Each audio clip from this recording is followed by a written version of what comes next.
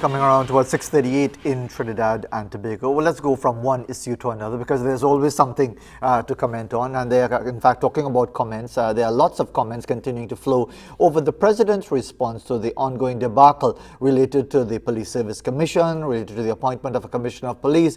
Both the Prime Minister and the Leader of the Opposition have shared their thoughts on the matter, with the latter bringing an impeachment motion against the President, Paula May Weeks, which will be voted on by members of the Electoral College at 11:30 on Thursday morning. That's essentially an opportunity to ramage once again. In the meantime, the country is still without a Police Service Commission and a Commissioner of Police. Well, to give his perspective on this, we're joined by attorney at law, former member of the Police Service Commission, Martin George, with us. Martin George, very good morning to you. Thanks for joining us. Yes, hi. Good morning to you, Fazil, and good morning, Trinidad and Tobago. It's a pleasure to be here. And as always, we try to elevate the level of the discourse, so that we try to, as it's said in the local parlance, pick sense from nonsense. Well, I will leave that to you because I really can't make any sense of this. But tell me. Because we keep hearing, and in fact, I'm referencing, I think it's Larry Lala in his piece that appeared in the newspapers yesterday. And if I could start with, Trinidad and Tobago presently finds itself in a very distressing situation which ought to concern all citizens regardless of their political views and so on and so on and so forth. I put that before to Martin Daly, and I got a polite buff for it because I said that it don't really matter to ordinary citizens because it has no impact whatsoever on the way we conduct our daily lives. So let me put that to you as well, because I'm afraid the reason I didn't put it to Mr. Daly because I was afraid getting buff from him again for saying that really this conundrum or this imbroglio really has no impact whatsoever on the way we conduct our everyday lives, Mr. Martin George.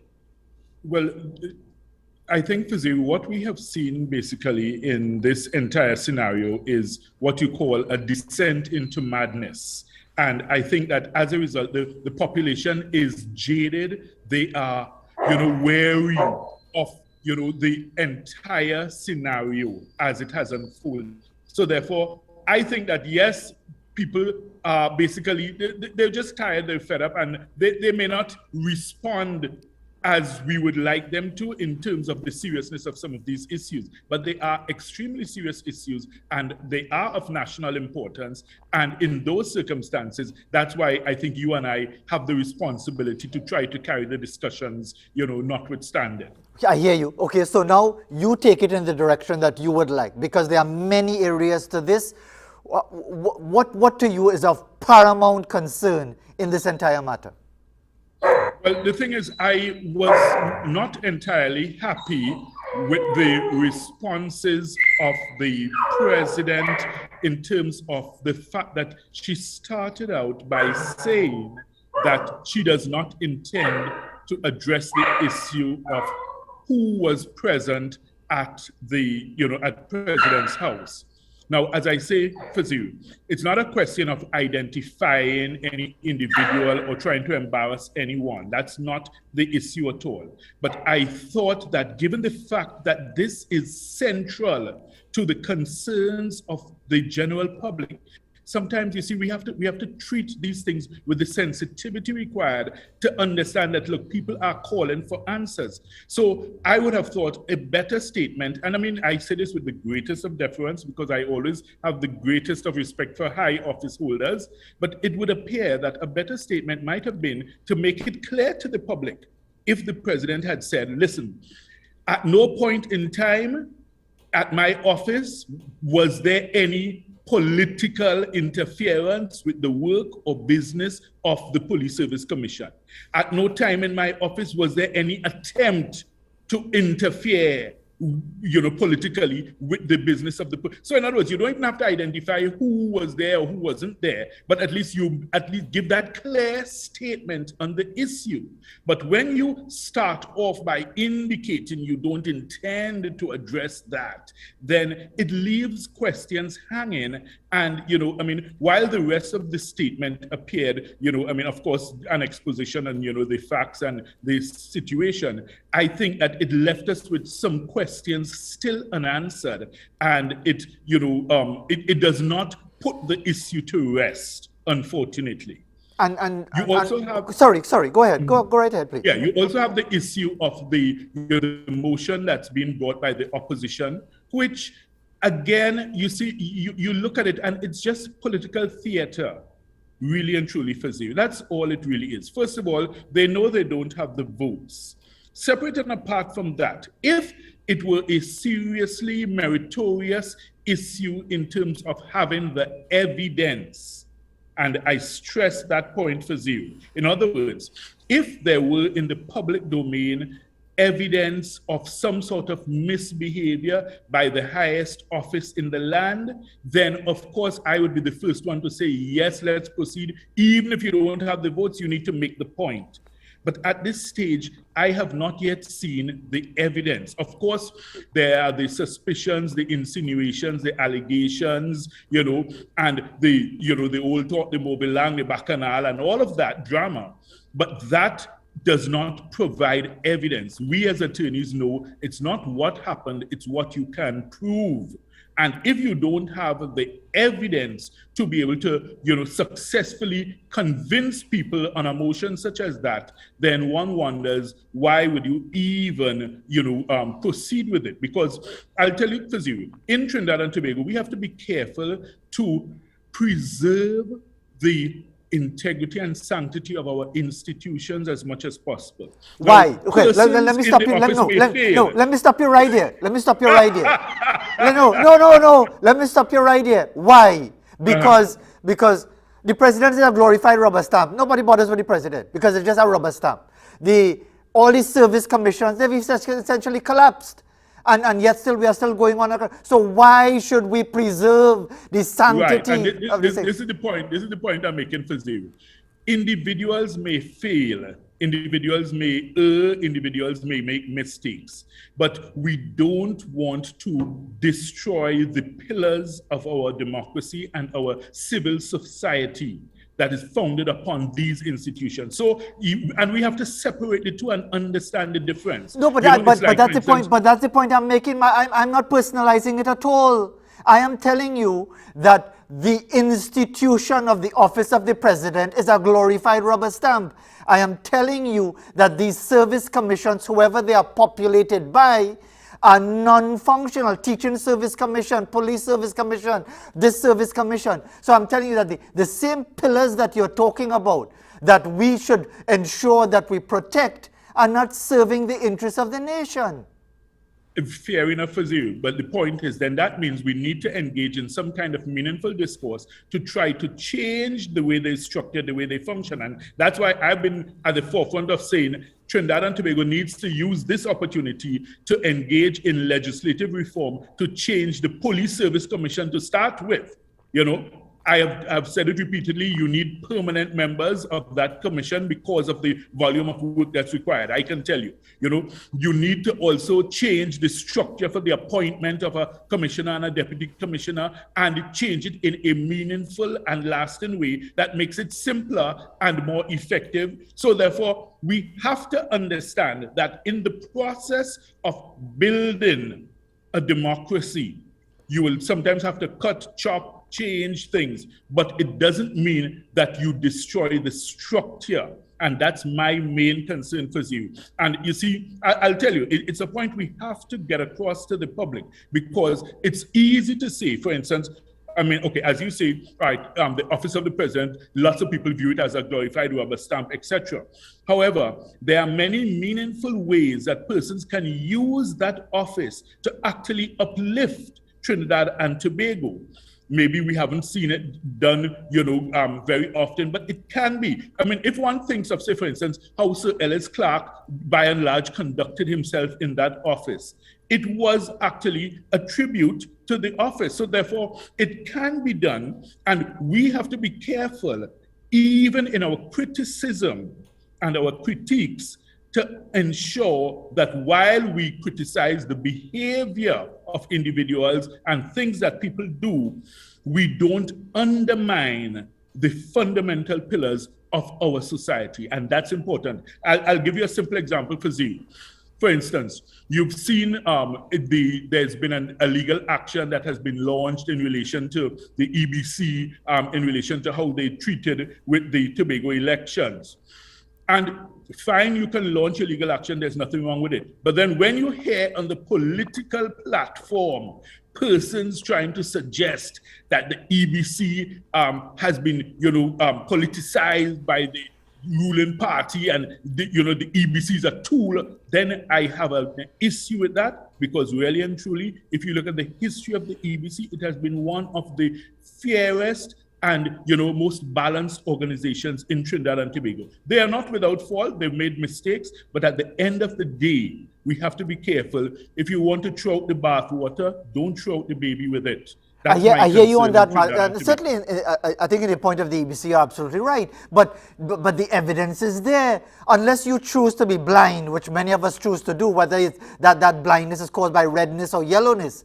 The thing is that you can see the evidence is there that the EBC have generally done an outstanding job in preserving that element of a democracy. So whoever on whichever platform saying whatever they want, the evidence is there. So yeah, we're going to take a pause now and come back. But I just wanted to throw this at you.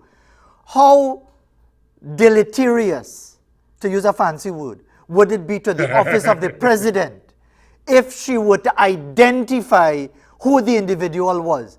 Because in a court of law, you can't get away with saying that this thing was handed to me and it was taken back. And you will say, who, what, why, when, where, how, in a court of law. How damaging would it be to the office of the president if individuals were identified and specific instances were identified by the President of the Republic to clear up this situation? So I'll ask you to contemplate on that question. We'll take a break and come back with Martin George. As we go to the break, here's an image from Tennille Gill captured at the Talparo Savannah. Very, very nice indeed. And now a viewer who says that just sharing the view of Venus from Trin City. That's the planet, yeah, that's the view of the planet Venus from Trin City. We were supposed to have that image from Tennille Gill with the Talparo Savannah. Maybe we don't have that one ready as yet, but this is the view of Venus from Trin City with the almost new moon there as well. We'll be back with Martin George right after this.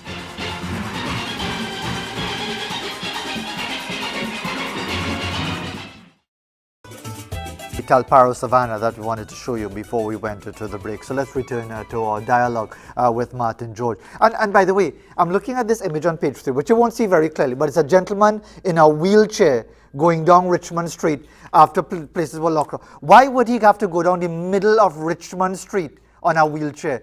Because the pavements are not friendly for those using wheelchairs. This is not a real country. But let's return to our dialogue with Martin George. Mr. George, again, just let me repeat what I told you. Why not identify? How damaging would that be for the president's office? Right. So, the fact of the matter is that I don't see any particular reason in law why it cannot be unmasked, why this alleged visitor cannot be unmasked. And that's why I'm saying the president's statement, respectfully, I think fell short of what ought to have been, forthcoming from her office.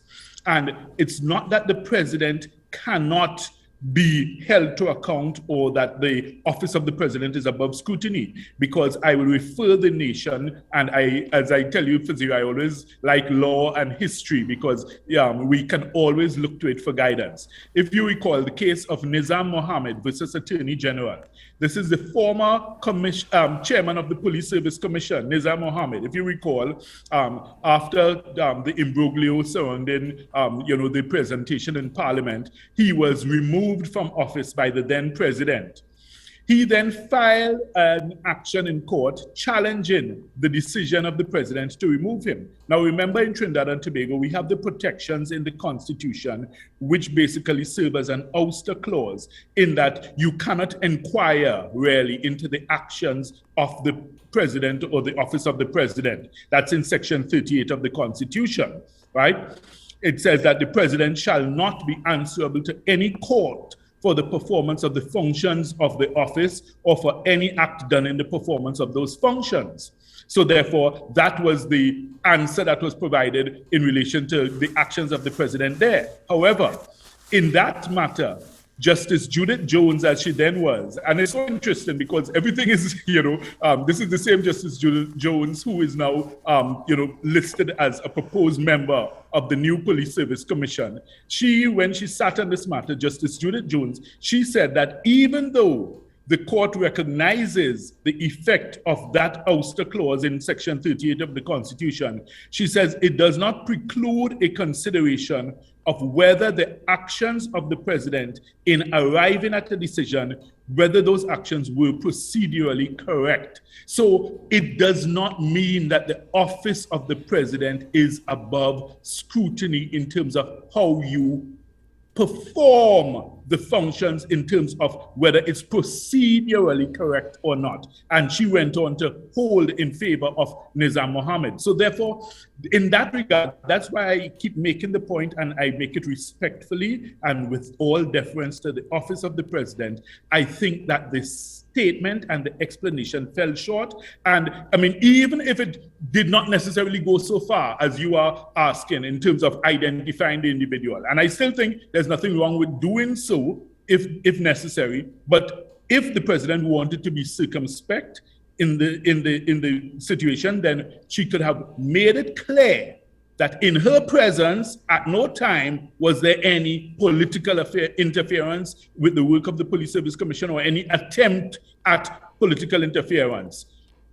People may say, well, look, you need to go further and identify the individual. And I mean, that I would leave up to her discretion, because we are in a politically charged scenario here, and you know how the politics in the country is, divisive and, adversarial. So if it is that it turns out to be a political personage, then of course that I think would just be pouring gasoline on the fire. So maybe I would certainly respect her decision if she doesn't want to unmask the person who was there. But certainly, I still think the office of the president and the president himself, they need to come clear with the nation and make it pellucid that there was no political interference in her office or in her presence. That statement, I think, needs to be made still. And that may have actually pulled the rug out from under the motion that is listed for hearing later this week,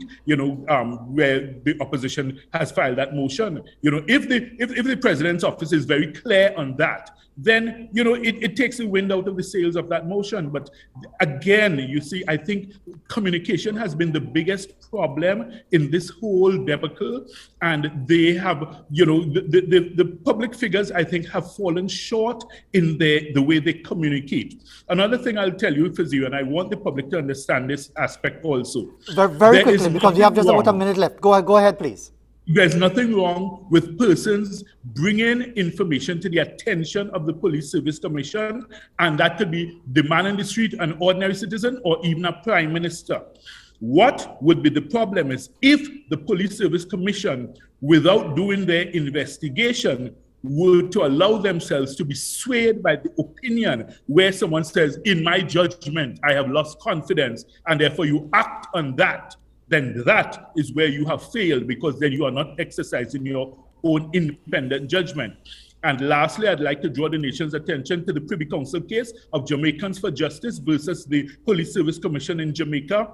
And that guidance is applicable to us in Trinidad and Tobago. The Privy Council said that a Police Service Commission has a duty to investigate any and all serious matters brought to its attention from whatever source, and they must employ the help of others if necessary in such investigations. Mr. George, I think I'm going to try and see if I can get Lima Caller Alcalado sponsoring this program. We really need to sap me head with these repetitive things I keep hearing. But thanks very much once again for taking the time out. Always a pleasure. Indeed, I appreciate your input because it's obviously important that we get the specifics from a legal point of view. But at the end of the day, does it change anything? 7 o'clock, time for the news.